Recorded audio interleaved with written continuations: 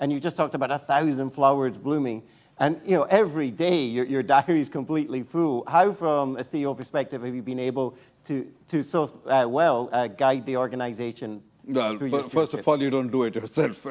You've got to be nuts to figure that one person can do all of this stuff. So you obviously try to make sure that you establish a good team of people. Getting alignment is really important. And I think a lot of companies fail in getting alignment. I've often said, in our discipline, banking, it's not rocket science. Strategy is important, but it's not critical. You put 10 smart kids in a room, and within a week, by and large, they'll come up with a fairly similar strategy. The trick in banking is execution. And execution comes from alignment. So how do you get everybody to buy into the story? And to get alignment, you need 2 or 3 things. One, you got to be able to tell the story well. And tell the story simply. And tell the story in a way that everybody from top to bottom not only understands the story, but understands their role in the story. What is the part that they're playing? This is like the janitor who was putting the man on the moon. Yeah. So how do you get to a place where everybody in the system figures they're doing something to be the best bank in the world or whatever it is? That alignment is important. And you got to talk the shop, you got to walk, you got to create town halls. But second, you got to create opportunities for people to learn by doing when you want to do this. And I'm a big believer in that. Adult learning comes from learning by doing. So we created this concept of hackathons. We gave tons of people the opportunity to go and work with startups. We created accelerators, not because we wanted to create the next iPhone. It's just because we wanted to give our people the confidence and the ability to get their hands dirty and to learn by doing and align everybody's thinking to what we wanted to get done. So I think that's an important part. The second key part is you do have to make sure that there is a more formal construct. I'm a big believer of a balanced scorecard. And so we use the KPI setting and the management principles in a very organized way. In 2014, I redid the scorecard for the company. And I carved out a whole section, which was 20-25% of our scorecard value on transforming the company. And those metrics, which changed over time, but those metrics were embraced by the whole management team and then cascaded down the company. So everybody knew what they needed to do and how they would actually make a difference in this whole transformation agenda. So you got alignment, you got a measurement and a KPI setting process. And then third, I really invested in a central team. So we have a central team, which is the transformation team. And it covers the key things we want to do. It's not very big. There are 10, 12 people who focus on how do you make the company more innovative. They don't innovate, but they create a culture of innovation. There are 10 or 12 people there who focus on how do you make the company learn to work in an agile way. So they have the agile coaches and the horizontal coaches, et cetera. There is a bunch of people who focus on how do you leverage data and become a data-driven company. And again, their job is to create a whole culture of data and being data-centric. So investing in the central team and resources to create the programs of change was important. And finally, the last thing, I'm a big believer in you need to program for change. Change doesn't happen because you send an email out. Change doesn't happen because you wish it. Change must be programmed. And to program it, you have to run conscious, definitive programs, which you can then take, you can package, you can communicate, you can drive down the system till people get it.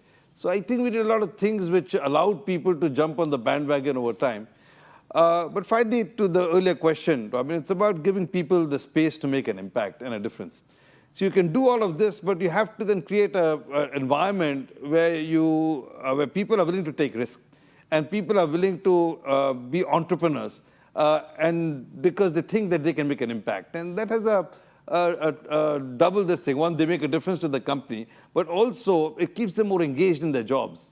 So your turnover rates are lower, your attrition rates are lower. People want to be there for the longer term. You mentioned in your own introduction, you were sharing how customer journey mapping and the job to be done really helped anchor for the customer and changing the mindset. So, and you shared also, and I don't think you mentioned it, so you talked about Gandalf, but you also used the phrase, what would Jeff do, thinking of Jeff from Amazon, to help your own bankers think more like techies. As part of that, customer journey mapping, you were it became an early part of the transformation. As you look today, how you're using it in the bank, because identifying the pain points, the job to be done, the mapping, it's become almost the default way of solving customer issues. Can you share how you're using it today? Yeah, actually, Robin, before I go into that, let me just make one observation. You'd asked this thing about, how do you change people and culture? And I should have mentioned this. I think what was a really important part of changing the internal culture of the bank was this relentless focus on what is right for the customer. Yeah. It established a very simple and easy rubric for our people to follow. If it makes sense for the customer, you're empowered to do it. And that liberates people. It liberates people to do the right thing. So for me, this whole customer journey, the customer mapping, the customer obsession really paid off very richly in the culture transformation we got in the mindsets of our people. But when we started off in this journey thinking, we came up with this 4D methodology to discover, define, develop, and deploy. We taught our people on how to do this journey mapping. In fact, our board and our senior team, 250 of us, one year, we spent 2 whole days at our retreat offsite teaching everybody from the board down on how to do this, how to do observation, how to do journey mapping, how to work it backwards into outcomes. We spent a lot of time learning the art of observation, the discover of this process. And I developed a newfound respect for ethnographers and anthropologists because I learned that these people are trained to understand not just the physical aspect of what the customer does, but the deep emotional aspect of what is the customer really all about. So what is the emotive, true job to be done in the mind of the customer? And you can only do that if you observe well. Very early, we also then figured, which we put into practice, that increasingly much of our customers' interaction with us happens in the digital world, the digital platforms. And if you can instrument that, then you can actually get a much better understanding of what the customer journey is like in the digital world. So we call it customer science. And so we started really perfecting this art of instrumentation and tracking customer movement. So I know at any point in time, we've got the big screens, where are customers congregating, what's taking them time, where is the pain point, where do they tend to get stuck, where do they fall off. So we observe them in the real world. We have focus groups, we send people out, but we also observe them in the digital world to understand this whole discovery process really well. Then working backwards, over time we figured that it wasn't just good enough to create the customer journey. And we did a lot of that. So I challenged the company. For the first 3-4 years, we did about 150 journeys every year to go and clean up the process, clean up the journey. But in the last couple of years, we've taken it a step further, which is to change the organization to manage through journeys. And that's important because it's not a one-time clean up the process, clean up the journey. It is how do we now reconfigure the organization to what I said horizontally to manage the journey. The 2 critical things that you need if you want to manage through journeys.